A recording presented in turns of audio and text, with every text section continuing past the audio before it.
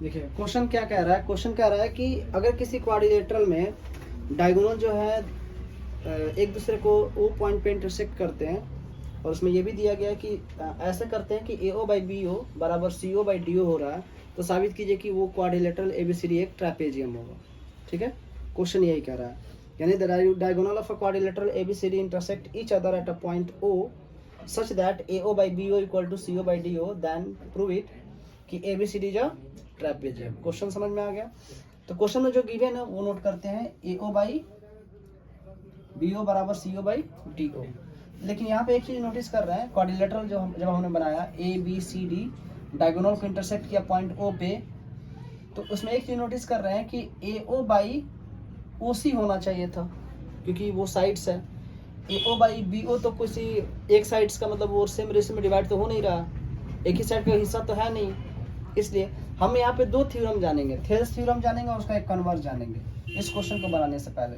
तो Thales theorem क्या करता है, कहता है कि किसी ट्रायंगल में अगर दो पॉइंट को साइड किसी दो बिंदु को मतलब दो साइड्स जो है उनके किसी भी बिंदु से अगर हम एक लाइन ड्रॉ करते हैं और वो लाइन अगर थर्ड साइड के पैरेलल होता है, तो ये जो बिंदुएं हैं इन साइड को इन द सेम रेशियो में डिवाइड करेगी। यानी अगर हम इसको पी क्यू आर और इसको एस टी कर देते हैं, तो अगर ये एस टी यानी एस टी अगर क्यू आर के पैरेलल है, तो इसका मतलब ये हुआ कि P S by Q S बराबर P T by T R होगा। ये थेल्स थ्योरम कहता है।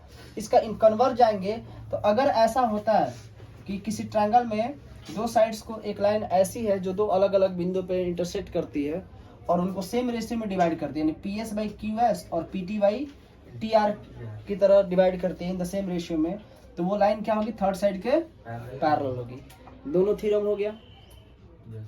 अगर सेम रेशियो में डिवाइड होगा तो वो पैरेलल होगा, और अगर पैरेलल हुआ तो वो सेम रेशियो में डिवाइड करेगा।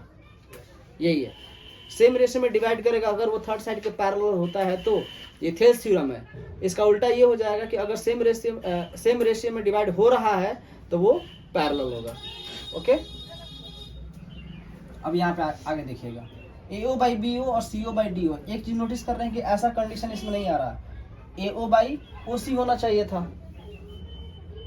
B O by O D होना चाहिए था, लेकिन ऐसा नहीं है। इसलिए हम क्या करें, बी ओ को वहां पे और सी ओ को यहाँ पे कर दिए, तो ए ओ बाई सी ओ और B O by D O हो गया। अब क्योंकि ये यहाँ पे आ सकता है और ये वाला वहां पे जा सकता है, क्रॉस मल्टीप्लीकेशन हो गया। प्रूफ क्या करना है कि एबीसीडी एक ट्रैपेजियम है। ट्रैपेजियम क्या कहता है कि एक ऐसा क्वाड्रिलेटरल जिसमें कि one pair of opposite side क्या हो, पैरेलल हो। यानी कि हम चार साइड्स है, A B opposite C D और A D opposite B C, तो किसी भी दो एक पेयर को हम पैरेलल साबित कर रहे हैं, तो हम टारगेट करते हैं A B parallel to C D proof करने का।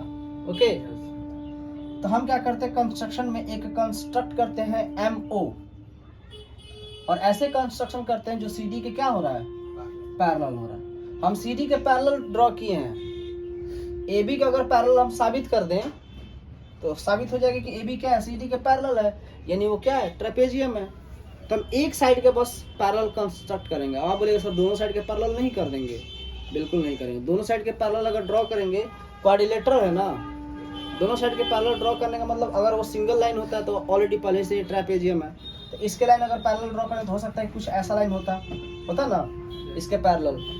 तो हम बस क्या किए हैं, एक साइड के पैरेलल ड्रॉ किए हैं। अब नोटिस करेंगे ए डी सी में, ट्रायंगल ए डी सी या ए सी डी में नोटिस कर रहा है कि अब ये क्या है, हम इसके पैरेलल ड्रॉ किए हैं। तो थ्योरम क्या कहता है कि अगर कोई साइड थर्ड साइड के पैरेलल हो तो वो दो साइड्स को इन द सेम रेशियो में, यानी A M by M D A O by O C में डिवाइड करेगा। तो वही चीज यहाँ पे लिख दिया गया, ए ओ बाई ओ सी बटा बराबर A M by M D.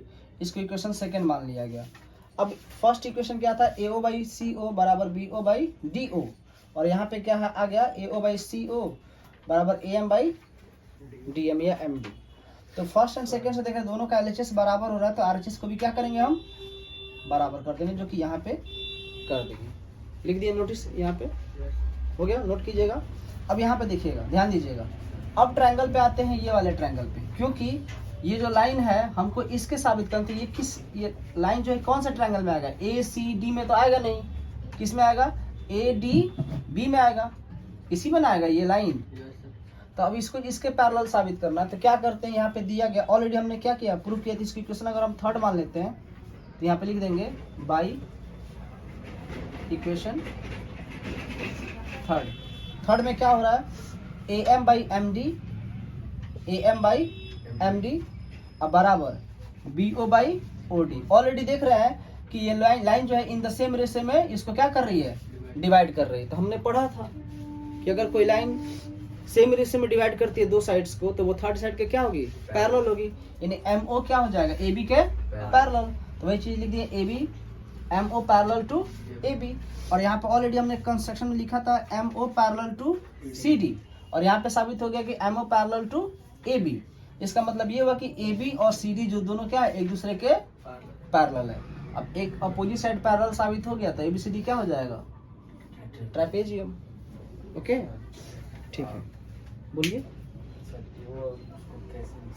ये देखिए, अगर हम यहाँ पे 3/4 बराबर 8 अगर मान लेते हैं 6/8 लिखा गया है, तो 6 को यहाँ पे 4 को वहां पे कर सकते हैं। 3/6 बराबर 4/8 करके देखिए, दोनों में वैल्यू सेम ही आएगा। सर ये नहीं, हाँ सर ए बी और ए डी के बीच में सर वो वाला पूछ रहे हैं, ए बी ए ओ और सी ओ लिखे हैं, तो सर ए सी बटा ओ सी नहीं हो जाएगा? कौन सा इक्वेशन, सर वो फर्स्ट यही yes sir. A O by C O बराबर B O by D O. अब आप कह रहे हैं कि सर ए ओ आप इसको यहाँ पे भेज दें।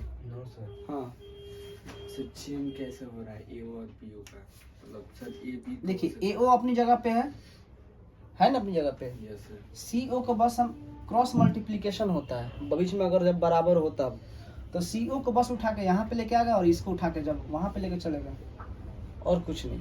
बाकी सब वैसे के वैसे ही है, आप नहीं समझ पा रहे। देखो यहाँ पे अगर x बाई वाई लिखा गया है और यहाँ पे p बाई क्यू लिखा गया है ना, तो इसको लिखा जा सकता है x बाई पी को यहाँ पे लिख दीजिए और y को वहाँ पे लिख सकते हैं y बाई क्यू, दोनों बराबर है। अब आपको समझा रहे कैसे दोनों बराबर है। यहाँ पे क्रॉस मल्टीप्लिकेशन कीजिए, कितना हो जाएगा, क्यू एक्स होगा, और यहाँ पे गुणा कीजिएगा कितना होगा, पी वाई होगा बराबर देकर। यहाँ पे गुणा कीजिए क्या होगा, क्यू एक्स होगा, इसको गुणा कीजिए क्या आएगा, दोनों बराबर आ रहा है। यानी इसको इस फॉर्मेट में लिख सकते हैं। आप यही पूछना चाह रहे थे कि कुछ और, बताइए क्या पूछना चाह रहे थे। आइए उठ के आइए, बताइए। सर पूछना चाह रहे थे सर, इसको ऐसे लिखना है तो इसको ऐसे नहीं। अच्छा हाँ चलिए, बिल्कुल कर सकते हैं। आपकी हम भी तो वही यहाँ पे वही किए। देखिए P S by Q S लिखे अगर, तो P Q P T by T R लिखेंगे। लेकिन अगर हम इसको जैसे लिखते हैं Q S by P S लिखते हैं, तो आपको यहाँ से शुरू करना पड़ेगा, R T by P T करना पड़ेगा। वही चीज़ यहाँ पे देखिएगा, A M by M D A O by O C लिखा गया है। देखिए वर्टेक्स से हम नीचे की तरफ आए हुए हैं, लेकिन यहाँ पे क्या कर रहे हैं, इस वाले ट्रायंगल में वर्टेक्स से नहीं है, वर्टेक्स मतलब ये वाला वर्टेक्स है, ये कोना, ये दो साइड से यहाँ पे निकल रहा है ना, तो इसमें हम उल्टा आ रहा है, A M by M D आ रहा है, तो आपको भी इधर से आना पड़ेगा B O by O D, ना कि आप D M by A M और इधर से B O by O D कीजिएगा तो गलत हो जाएगा। अगर आप इधर से D M by A M कर रहे हैं तो यहाँ पे आपको करना पड़ेगा D O by O B करना पड़ेगा। लेकिन हमको गिवन में ये दिया गया था B O by O D, B O by O D दिया, तो इसलिए हम इस यहाँ से A M by M D किए हैं। ठीक है, सीक्वेंस पे ध्यान देना पड़ेगा, अगर ऐसा नहीं करेंगे तो गलत हो जाएगा।